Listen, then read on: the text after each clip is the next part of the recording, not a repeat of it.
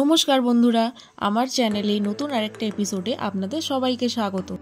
আমি আজকে চলে এসেছিলাম অশোকনগর সংহতি পার্কে। তো ভিডিওটা স্কিপ না করে দেখতে থাকো। পার্কের এন্ট্রি ফি 20 টাকা ও 10 বছরের নিচে 15 টাকা। এবার পার্কের ভেতর ঢোকা যাক। পার্কটা কিন্তু ছোটোখাটোর মধ্যে বেশ খুবই সুন্দর।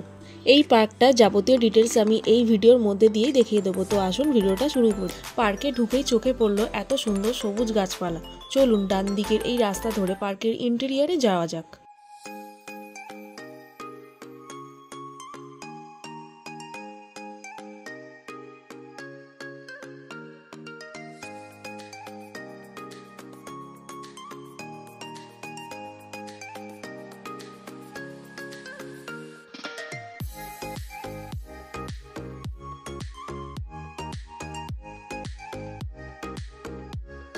বন্ধুরা, সামনেই রয়েছে একটি কৃত্রিম পাহাড়। চলুন একটু পাহাড়ে চড়া যাক।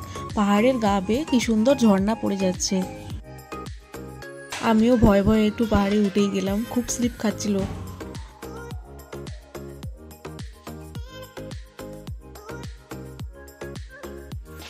এখানে চারিদিকে অনেক বসার জায়গা আছে, আর চারিদিকেই প্রায় বলতে গেলে পিকনিক স্পট।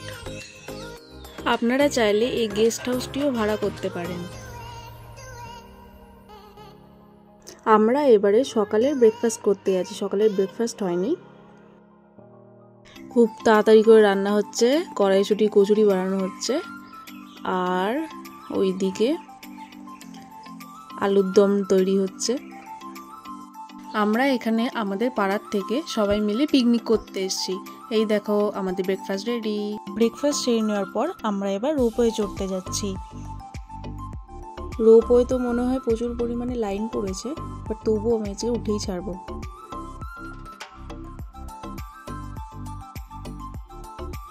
দেখো কি ডেঞ্জার জায়গায় দাঁড়িয়ে আছি।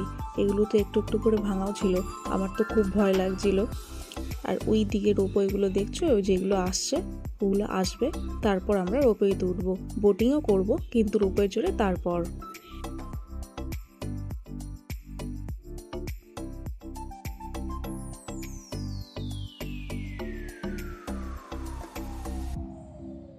এই দেখো আমি রোপে উঠে গেছি। নিচে পড়ে গেলে কি হবে জানি না, আমি তো সাঁতার জানি না।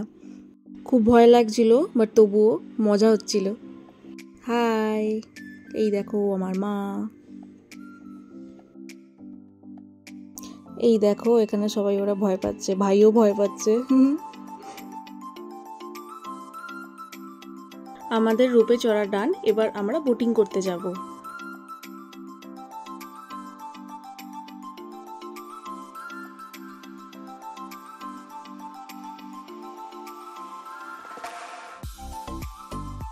এবার আমরা লাঞ্চ করতে যাব।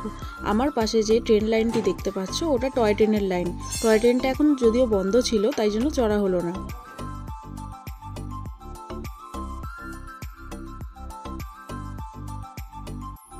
আমাদের পিকনিক প্রায় শেষের দিকে হয়ে এসছে, এবার লাঞ্চ করার পালা। আমাদের লাঞ্চে ছিল fish fry, mixed fried rice, mutton কষা, চাটনি আর পাঁপড়। প্রত্যেকটা রান্নার টেস্ট অসাধারণ হয়েছিল। জাস্ট